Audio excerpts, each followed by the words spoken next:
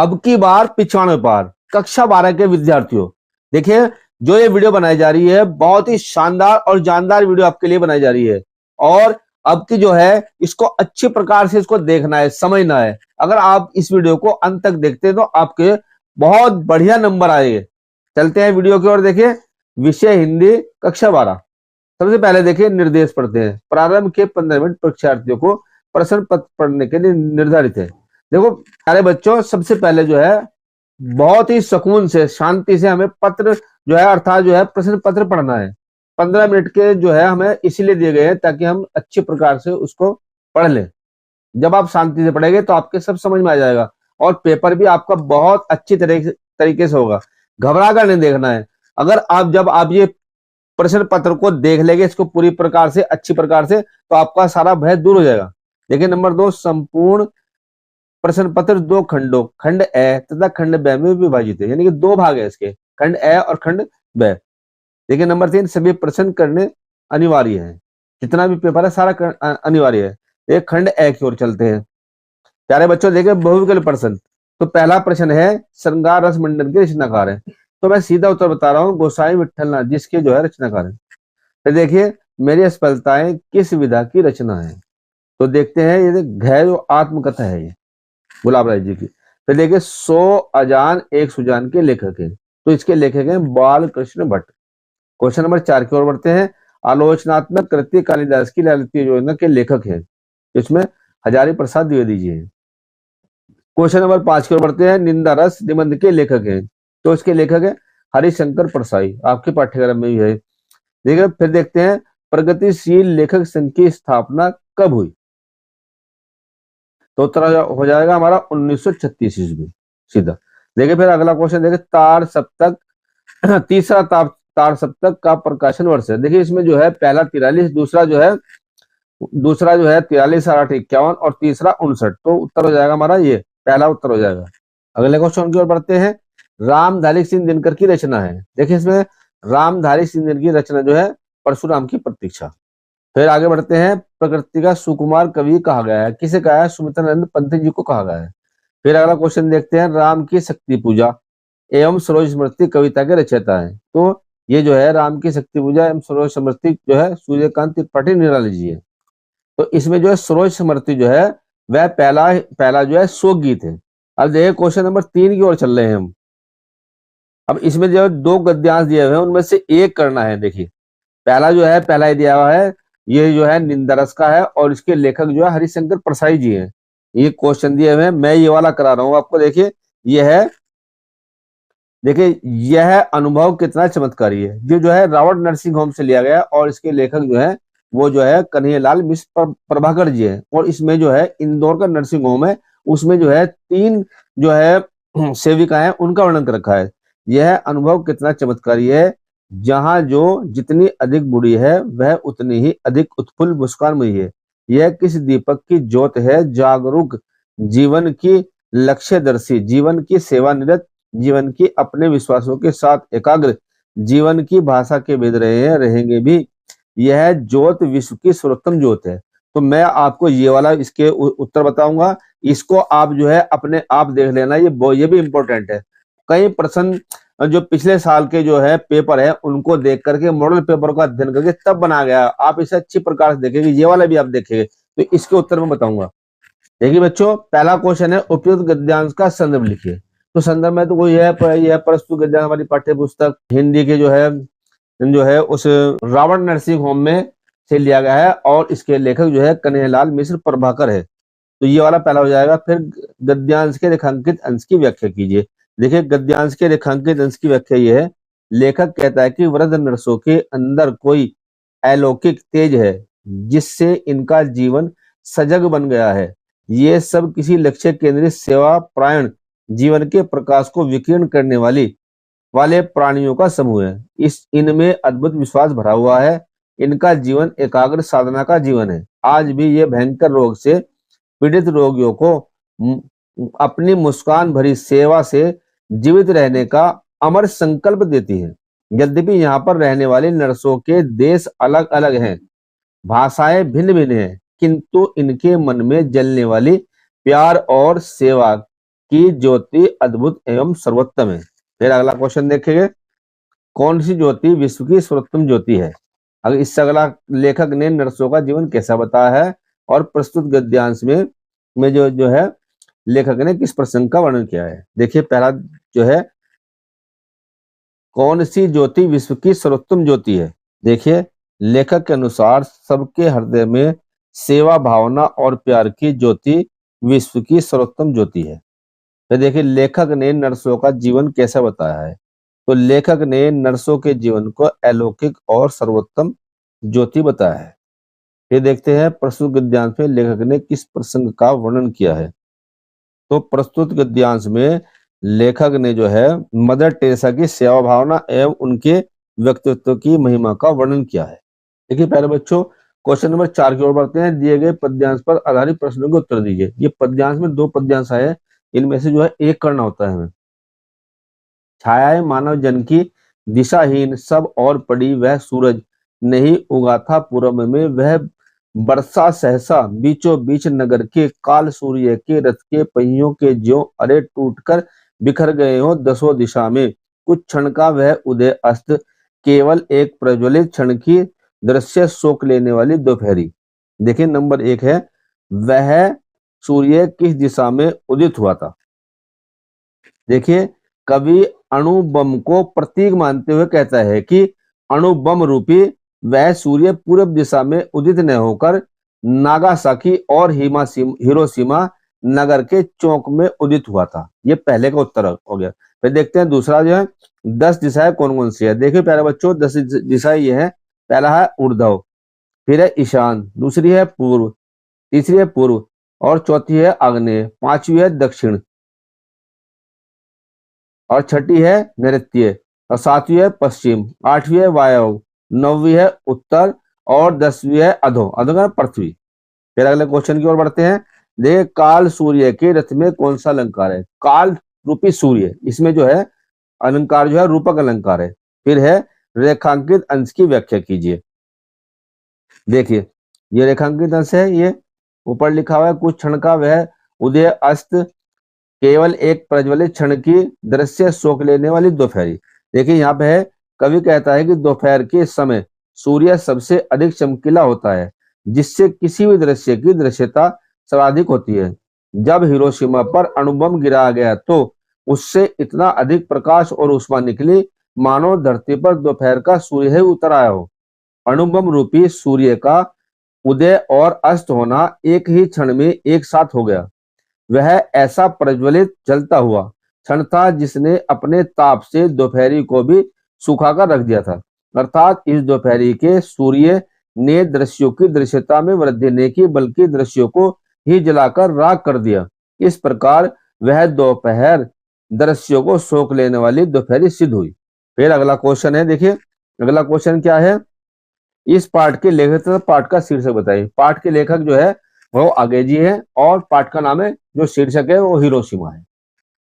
प्यारे बच्चों देखिए अथवा में जो है ये गीत शीर्षक से लिया गया है और मैथिलीशरण गुप्त जो है इसकी जो है रचित है। निरख सखी ये कंजन आए, फेरे उन मेरे नंजन ने, नैन इधर मन भाए, फैला उनके तन का आतव मन से सरसाए, घूमे वे इस और वहां ये हंस यहाँ उड़ाए, उड़ छाए करके ध्यान आज इस जन की, निश्चय वे मुस्कुराए, फूल उठे हैं कमल शरद भाग्य से मैंने दर्शन पाए, नवने मोती वारे लो अश्रु अर्ध्य बढ़ लाए। तो ये भी इंपॉर्टेंट, इसका भी आप अध्ययन कर लेना।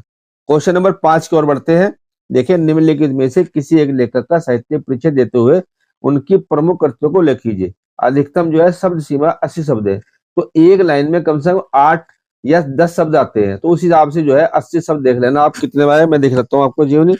देखिए प्यारे बच्चों ये कन्हैयालाल मिश्र प्रभाकर और फिर वासुदेव शरण अग्रवाल, हजारी प्रसाद द्विवेदी, तीनों इंपोर्टेंट है। देखिए हजारी प्रसाद द्विवेदी की देखते हैं।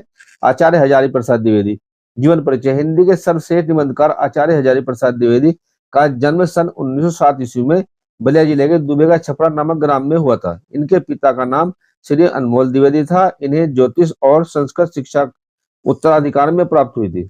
इन्होंने विश्व विख्यात शांति निकेतन में शिक्षा प्राप्त की। उपाधि सन 1949 ईस्वी में लखनऊ विश्वविद्यालय ने इन्हें डीलिट की उपाधि तथा सन 1957 ईस्वी में भारत सरकार ने पद्म भूषण की उपाधि से विभूषित किया।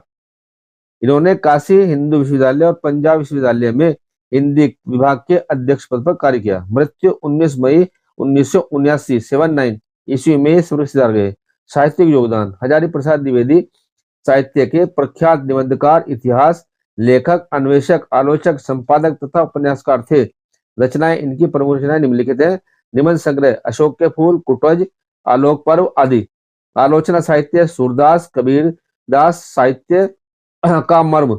देखिए इतिहास हिंदी साहित्य की भूमिका, हिंदी साहित्य का आदिकाल। फिर उपन्यास बाणभट्ट की आत्मकथा, चारुचंद्र लेख, अनामदास का पोथा आदि। संपादन जो है संदेश राशक, नाथ सिद्धों का बानिया। अनुदित रचनाएं प्रबंध, चिंतामणि, मेरा बचपन आदि। साहित्य विस्तार आचार्य हजारी प्रसाद द्विवेदी जी हिंदी गद्य के प्रतिभाशाली रचनाकार थे। इन्होंने साहित्य के इतिहास लेखन को नवीन दिशा प्रदान की। वे प्रकांड विद्वान, उच्च कोटि के विचारक और समर्थ आलोचक थे। गंभीर आलोचना और उत्कर्ष उपन्यासों की रचना करके द्विवेदी ने निश्चय ही हिंदी साहित्य में गौरवपूर्ण स्थान प्राप्त किया। इस प्रकार से हम हेडिंग वाइज को लिख देंगे। देखिए प्यारे बच्चों, सुमित्रानंद पंत, जयशंकर प्रसाद, महादेव वर्मा, तो ये भी बहुत इंपॉर्टेंट है। देखिए हम ये देखते हैं सुमित्रानंद पंत जी की जन्म जो है 20 मई 1900 ईस्वी। पहला नाम जो था इनका, पूर्व नाम जो था गुसाई दत्त था। जन्म स्थान जो है अल्मोड़ा जिले के कोसानी ग्राम में। पिता गंगा दत्त पंत, माता जो थी श्रीमती सरस्वती देवी। शिक्षा प्रारंभिक शिक्षा अल्मोड़ा के गवर्नमेंट हाई गांव की पाठशाला में, प्रयाग के म्योर सेंट्रल कॉलेज से FA अंग्रेजी, संस्कृत, बांग्ला का स्वतंत्र रूप से अध्ययन किया। सन 1950 ईस्वी में ऑल इंडिया रेडियो के परामर्शदाता पद पर रहे। साहित्य पुरस्कार, कला और बूढ़ाचान साहित्य अकादमी। देखिए लोकायतन सोवियत भूमि पुरस्कार। फिर जब भारतीय ज्ञान पुरस्कार इन्हें चिदम्बरम पे 1968 ईस्वी में मिला था इन्हें। तो भारत सरकार ने पद्म भूषण उपाधि से भूषित किया। और देखिए मृत्यु 28 दिसंबर 1977 ईस्वी में हो गई थी। कृतियां वीणा, ग्रंथि, पल्लव, गुंजन, युगान, युगवाणी, स्वर्ण किरण, स्वर्णधुली, पतझर आदि। तो ये क्या प्रकृति के सुकुमार कवि कहे जाते हैं। तो इस प्रकार से जीवनी जो साफ साफ लिखनी है।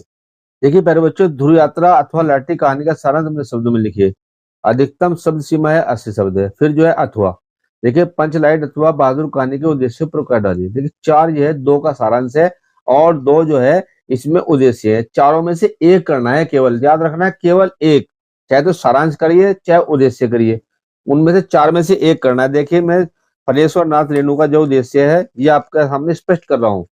बहुत छोटा सा है, इतने में काम हो जाएगा आपका। देखिए प्रशंसक संख्या पंचलाइट फणेश्वर नाथ रेणु। उद्देश्य फणेश्वर नाथ रेणु हिंदी साहित्य जगत के सुप्रसिद्ध आंचलिक कथाकार है। ग्रामीण अंचलों से उनका निकट का परिचय रहा है। बिहार के अंचलों के सजीव चित्र उनकी कथाओं के अलंकरण है। पंचलाइट भी बिहार के परिवेश की कहानी है। कहानीकार ने ग्रामीण अंचल का वास्तविक चित्र खींचा है। आवश्यकता किस प्रकार बड़े से बड़े संस्कार और निषेध को अनावश्यक सिद्ध कर देती है।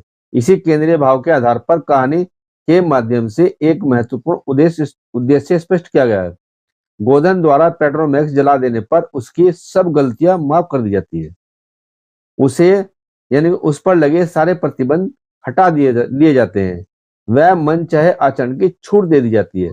यदि ग्रामवासी जाति के आधार पर टोलियों में बंट जाते हैं, वे आपस में ईर्ष्या द्वेष के भाव से भरे रहते हैं। इसका बड़ा सजीव चित्रण कहानी में प्रस्तुत किया गया है। कहानीकार ने स्पष्ट किया है कि इस आधुनिक युग में अभी भी कुछ और जातियां पिछड़ी हुई है। रेणु जी ने अप्रत्यक्ष रूप से ग्राम सुधार की प्रेरणा दी है। तो ये उद्देश्य था इसका। इस प्रकार से अच्छी प्रकार से देख करके, जैसे मैंने हेडिंग वाइज लिख रखे हैं वो लिखेंगे और जो मेन चीजें हैं वो उनको जो है हाईलाइट कर देंगे।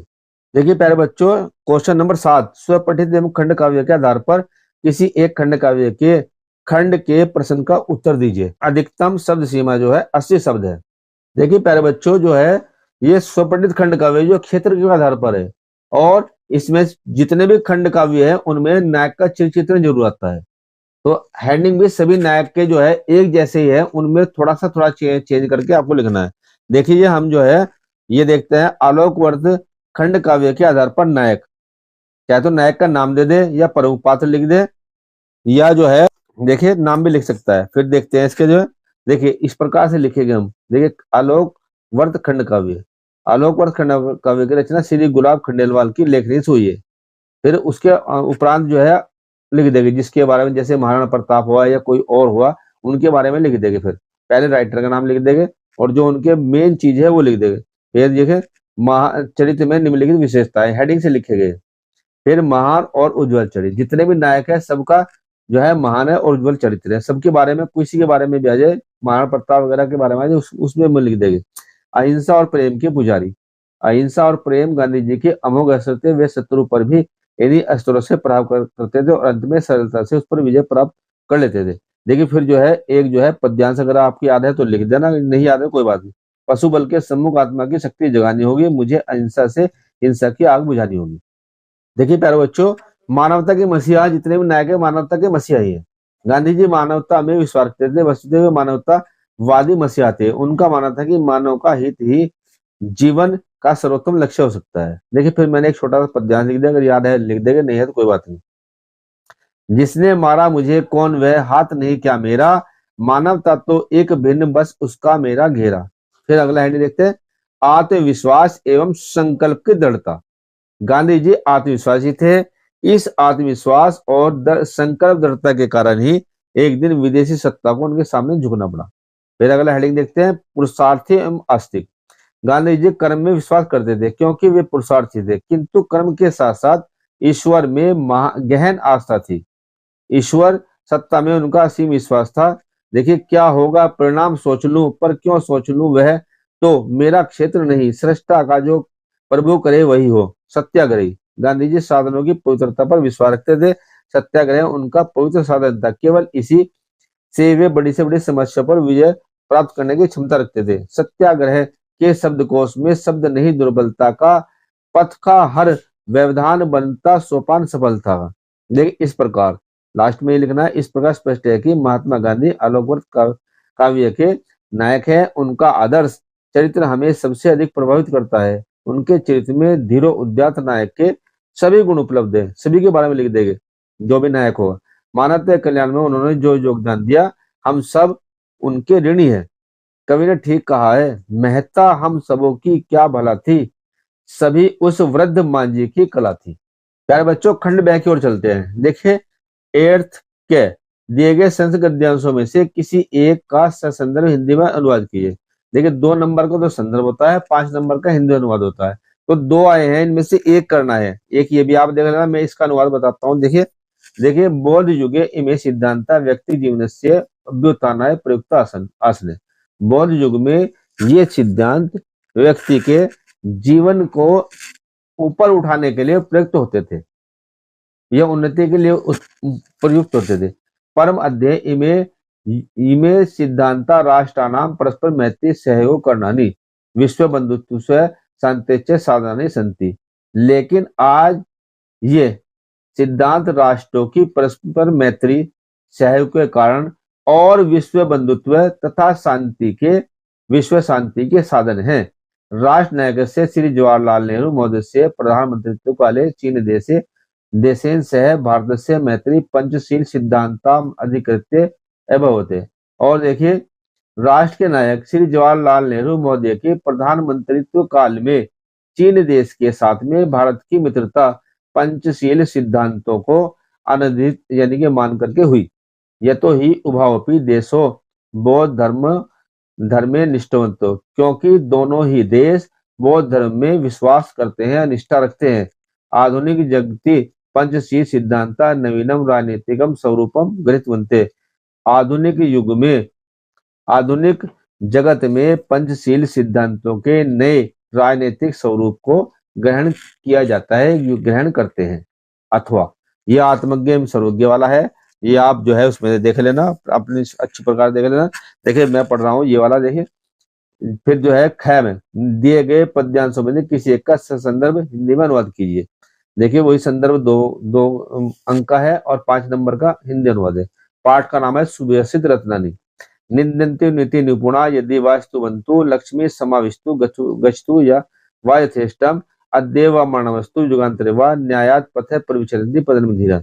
देखिए नीति में निपुण लोग निंदा करे अथवा स्तुति करे, लक्ष्मी आवे या अपनी इच्छानुसार चली जावे। आज अद्यव मरणमस्तु युगांतरे हुआ, आज ही मरे या युगों के बाद मरे। न्याय के न्यायात पथे परीक्षन्ति पदम न धीरा। न्याय के पथ पर चलने वाले धैर्यवान पुरुष कभी पांव पीछे नहीं हटाते। देखें, नीति में निपुण लोग निंदा करे या स्तुति करे, लक्ष्मी आवे या अपनी इच्छा अनुसार चली जावे, आज ही मरे या युगों के बाद मरे। न्याय के पथ पर चलने वाले धैर्यवान लोग कभी उससे पांव पीछे नहीं हटाते। एक ही देख लेना, ये भी इंपॉर्टेंट है। देखिए प्यारे बच्चों, निम्नलिखित मुहावरों एवं लोकोक्तियों में किसी एक का अर्थ लिखकर वाक्य में प्रयोग कीजिए। देखिए ईद का चांद होना, ईद का चांद होना का मतलब है बहुत दिनों बाद दिखाई देना। मोहन तुम आज 1 साल में दिखे हो, तुम तो भाई ईद का चांद हो गए हो। अपना उल्लू सीधा करना, स्वार्थ सिद्ध करना। आजकल के नेता अपना उल्लू सीधा करने में लगे हैं, चाहे जनता भले ही भाड़ में चली जाए। फिर देखिए क्वेश्चन नंबर 10, अपठित गद्यांश पद्यांश पर आधारित निम्नलिखित में से किसी एक के प्रश्नों के उत्तर दीजिए। देखिए गद्यांश में जो है 2 गद्यांश भी आ सकते हैं, या एक गद्यांश आ सकता है, या एक गद्यांश एक पद्यांश आ सकता है, उनमें से एक करना है। देखिए अपठित गद्यांश, किसी देश की उन्नति अथवा अवनति वहां के नारी समाज पर निर्भर करती है। जिस देश की नारी जागृत, शिक्षित तथा गुणवती होती है, वही देश संसार में सबसे अधिक उन्नत समझा जाता है। इस दृष्टिकोण से भारत के वैदिक युग में नारी का महत्वपूर्ण स्थान था। उस समय भारत सब देशों का सिरमौर माना जाता था। सरस्वती, लक्ष्मी और दुर्गा आदि देवियां विद्या, धन और शक्ति का प्रतीक मानी जाती थी। जीवन के लिए भी ये तीनों ही महत्वपूर्ण साधन है। ये नारी रूपी देवियों की कृपा से ही प्राप्त हो सकते हैं थे। अतः भारतवर्ष में सर्वत्र देवियों का पूजन होता था। मनु ने तो यहाँ तक कह दिया कि जिस घर में नारी को सम्मान नहीं मिलेगा, उसको कभी रिद्धि सिद्धि प्राप्त नहीं होगी। देखिए अब दिया जीवन के क्वेश्चन नंबर 1, जीवन के लिए कौन से साधन महत्वपूर्ण बताए गए हैं। देखिए इसमें जो है जीवन के लिए 3 साधन महत्वपूर्ण बताए गए हैं। कौन कौन से हैं? विद्या, धन और शक्ति। ये जो है जीवन के लिए भी ये तीनों महत्वपूर्ण साधन है, तो ये इसका उत्तर हो जाएगा। फिर देखिए उपयुक्त गद्यांश का शीर्षक निर्धारित कीजिए। तो इसमें शीर्षक जो है भारतीय नारी हो जाएगा। शीर्षक इसका तो भारत में नारी का महत्वपूर्ण स्थान किस काल में था। तो भारत में नारी का महत्वपूर्ण स्थान जो है भारत के वैदिक युग में नारी का महत्वपूर्ण स्थान था। ये लिख देगा इसका केवल। देखिए मनु ने नारी के बारे में क्या कहा है, तो यहाँ से लिख देंगे मनु ने तो यहाँ तक कह दिया है कि जिस घर में नारी को सम्मान नहीं मिलेगा, उसको रिद्धि सिद्धि कभी प्राप्त नहीं हो सकती। इस प्रकार से हम जो है इनके उत्तर यही पढ़कर यही कर देंगे। ये पद्यांश से ऐसा भी आ सकता है। प्यारे बच्चों अगले क्वेश्चन की ओर बढ़ते हैं। देखिए ये पद्यांश के क्वेश्चन है।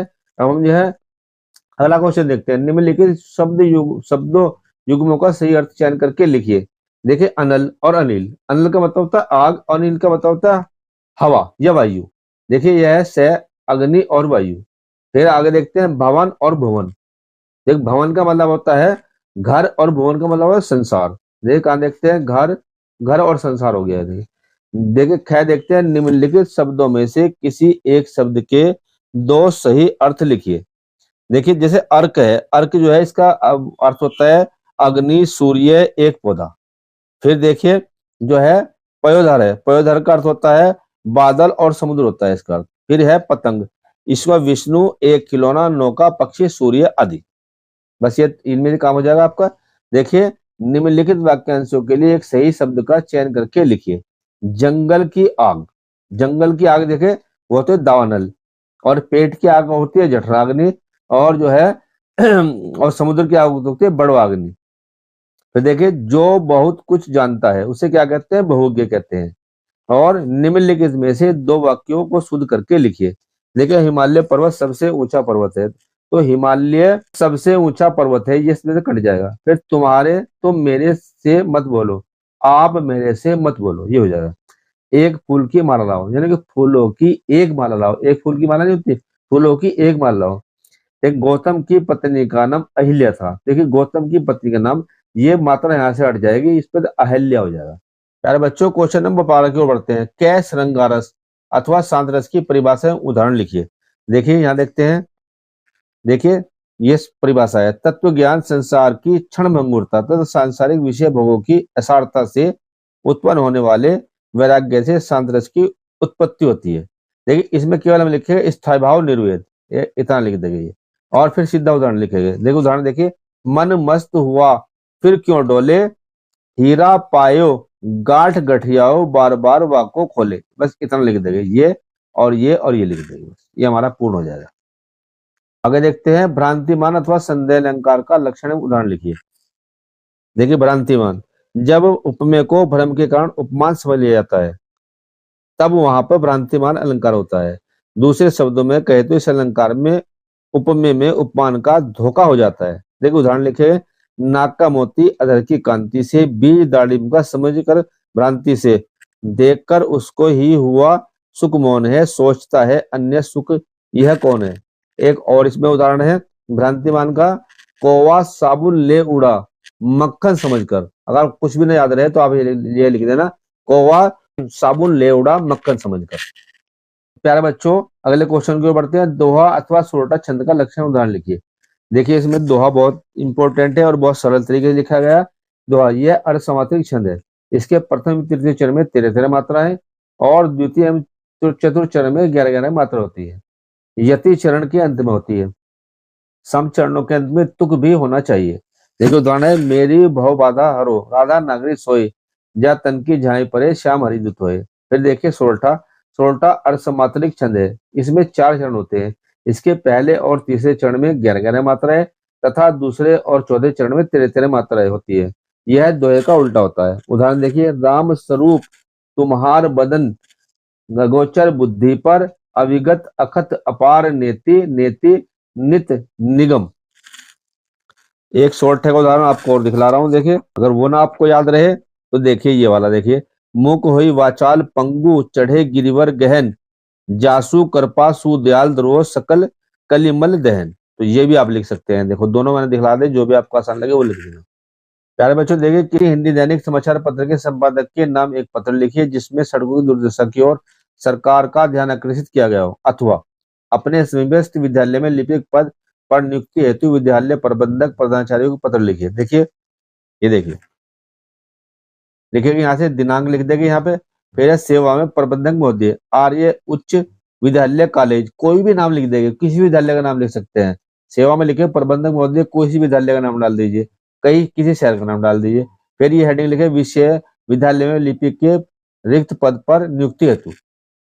फिर वहां से लिखे आज के समाचार पत्र हिंदुस्तान, किसी अखबार का नाम लिख दीजिए, में प्रकाशित विज्ञापन के माध्यम से मुझे ज्ञात हुआ है कि आपके विद्यालय कॉलेज में लिपिक का पद रिक्त है। मैं इस पद पर सेवा देने के लिए इच्छुक हूँ। मैं अपनी शैक्षणिक योग्यता सहित कार्य अनुभव का विवरण नीचे दे रहा हूँ। आशा करता हूँ कि आप मुझे इस पद योग्य समझकर मुझे सेवा देने का सुअवसर प्रदान करेंगे। फिर देखो इस प्रकार से एक तालिका सी बनाई जाती है। देखिए पहले क्रम संख्या, परीक्षा योग्यता, उत्तीर्ण होने का वर्ष, श्रेणी बोर्ड विश्वविद्यालय। फिर नीचे कोई सी भी लिख दीजिए आप, मैट्रिक कब करी पास, इंटरमीडिएट जैसे 10 में करी, फिर 12 में, फिर जो है और 3 साल ले लेंगे, फिर जो टंकन डिप्लोमा 16 में, फिर प्रथम द्वितीय कोई भी भर दीजिए, ऐसे एक सारणी से बना देंगे।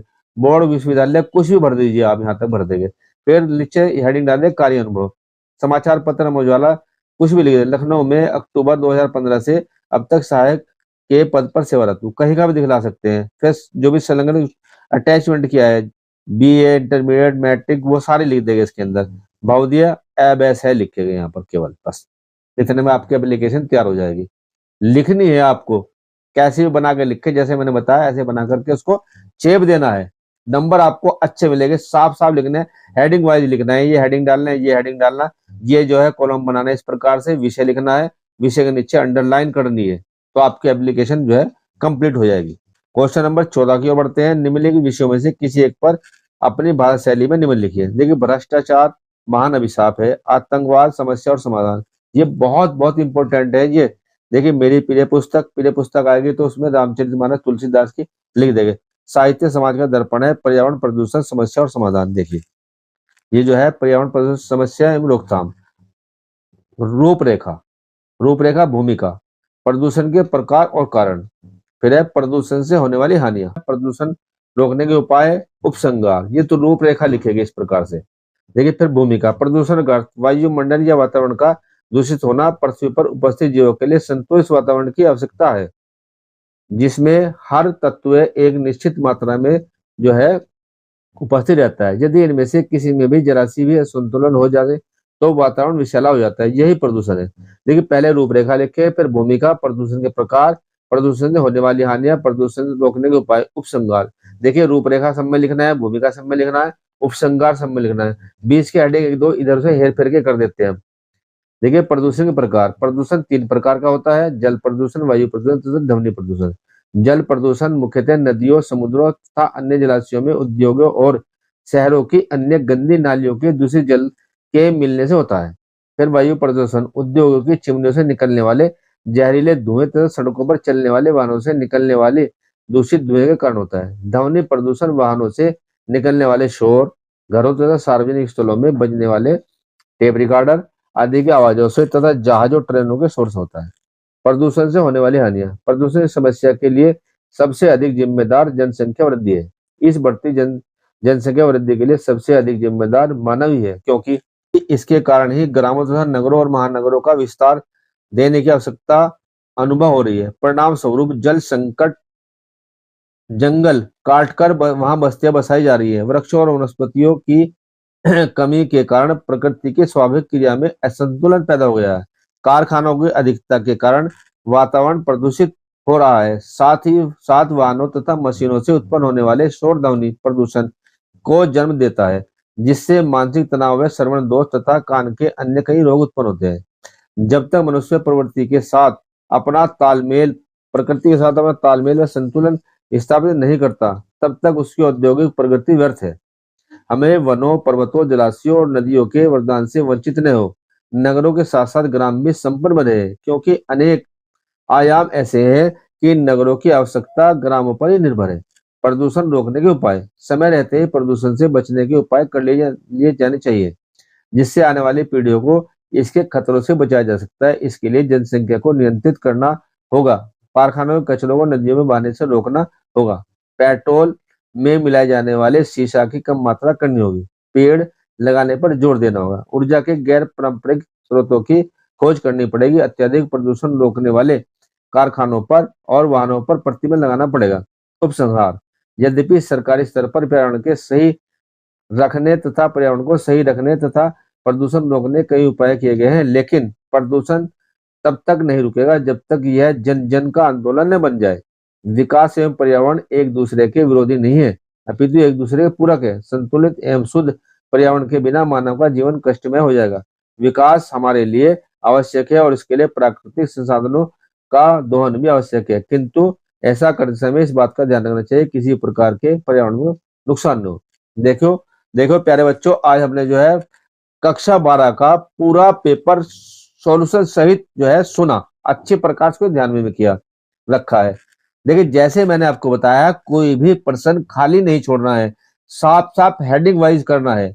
एग्जामिनर इतनी कॉपी चेक करता है कि उसको जो है पढ़ने का समय नहीं होता। जो बच्चा खाली छोड़ के आया उसको नंबर नहीं मिलेगा। जो बच्चा साफ साफ लिख के आएगा, चाहे उसको याद है या नहीं है, हेडिंग बना के लिखेगा और जो है उसे हेडिंग वाइज लिखेगा और साफ साफ लिखेगा, उसे नंबर अवश्य मिलेगा। मेरी बात आप ध्यान से रखना, पहले पेपर को अच्छी प्रकार से पढ़ना और फिर उसे हेडिंग वाइज लिखना और साफ साफ लिखना, कटिंग मत करना। 2 प्रश्नों के बीच में दूरी छोड़ना और कम से कम परीक्षा केंद्र पर आप आधे घंटे पहले जाएंगे और रात में या सुबह जो है पहले अपना सारा सामान एक जगह इकट्ठा करके रख लेंगे और आधे घंटे पहले पहुंच जाएंगे। अच्छी प्रकार से थोड़ा बहुत भोजन करके जाएंगे, ताकि आपका जो है वहां पर अच्छी प्रकार से ऊर्जा मिले। पेपर को बड़े शांति से करना है, ताकि आपके पिछली बार की तरह जो है जो बच्चे 10वीं में थे अब 12वीं में आ गए, उनके अच्छे नंबर आएंगे। ये मेरा आपसे वादा है, आप पूरा पेपर हल करके आएंगे। अगर वीडियो आपको पसंद आए तो वीडियो को लाइक कीजिए और चैनल को सब्सक्राइब कीजिए और अपने दोस्तों से शेयर भी अवश्य कीजिए।